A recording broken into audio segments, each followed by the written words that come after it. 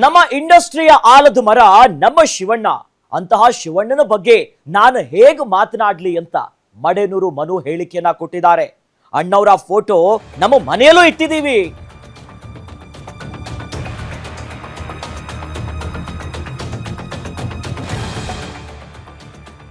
ಇನ್ನು ಮಡೇನೂರು ಮನು ಅನ್ನುವಂತ ಅವರದ್ದೇ ಅನ್ನುವಂತ ಒಂದು ಆಡಿಯೋ ಸಿಕ್ಕಾಪಟ್ಟೆ ವೈರಲ್ ಆಗಿತ್ತು. ಆ ವಿಚಾರವಾಗಿ ಅಂತಹ ಶಿವಣ್ಣ ಬಗ್ಗೆ ನಾನು ಹೇಗೆ ಮಾತನಾಡ್ಲಿ, ಅಣ್ಣವರ ಫೋಟೋವನ್ನ ನಮ್ಮ ಮನೆಯಲ್ಲೂ ಕೂಡ ಇಟ್ಕೊಂಡಿದ್ದೀವಿ.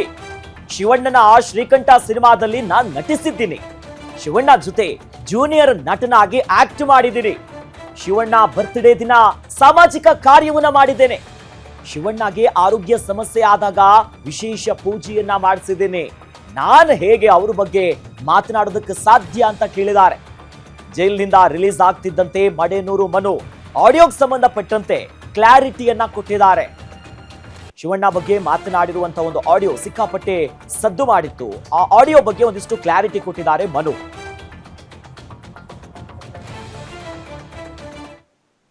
ಶಿವಣ್ಣವ್ರ ಬಗ್ಗೆ ನಾವು ಆ ಥರ ಹೇಳಂಗೆ ಇಲ್ಲ. ನಾವು ನಮ್ಮ ಇಂಡಸ್ಟ್ರಿಗೆ ಆಲದ ಮರ ಅವ್ರ ಬಗ್ಗೆ ನಾವು ಯಾಕಂದ್ರೆ ಅಣ್ಣವ್ರು ನಮ್ಮಲ್ಲೂ ಫೋಟೋ ಇದೆ.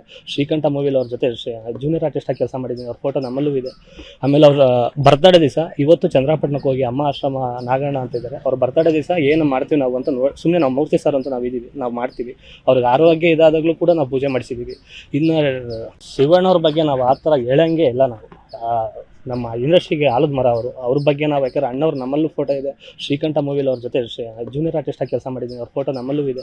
ಆಮೇಲೆ ಅವ್ರ ಬರ್ತಡೇ ದಿವಸ ಇವತ್ತು ಚಂದ್ರಾಪಟ್ಟಣಕ್ಕೆ ಹೋಗಿ ಅಮ್ಮ ಆಶ್ರಮ ನಾಗಣ್ಣ ಅಂತ ಇದ್ದಾರೆ. ಅವ್ರ ಬರ್ತಡೇ ದಿವಸ ಏನು ಮಾಡ್ತೀವಿ ನಾವು ಅಂತ ಸುಮ್ಮನೆ ನಾವು ಮೂರ್ತಿ ಸರ್ ಅಂತ ನಾವು ಮಾಡ್ತೀವಿ. ಅವ್ರಿಗೆ ಆರೋಗ್ಯ ಇದಾದಾಗಲೂ ಕೂಡ ನಾವು ಪೂಜೆ ಮಾಡಿಸಿದ್ದೀವಿ. ಇನ್ನು